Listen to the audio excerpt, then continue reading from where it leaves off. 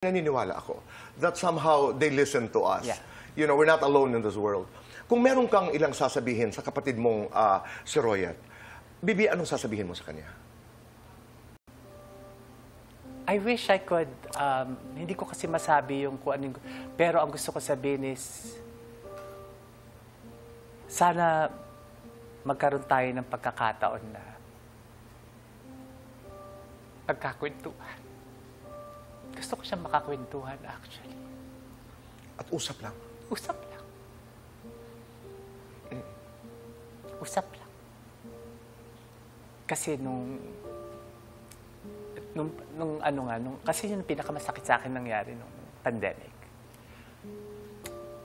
It hit me so hard kasi naka-Zoom ako habang wake and all, no?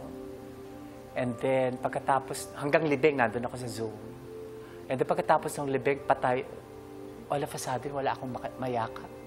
Sakit no, no? Ang sakit. Wala akong mahawakan, wala akong... So, doon ko naramdaman yung, oh my God, ganito kasakit yun. Parang, hindi ako nagkaroon ng proper goodbye. Hindi ko siya, up to the last minute, wala akong moment sa kanya na just to be with us, yung...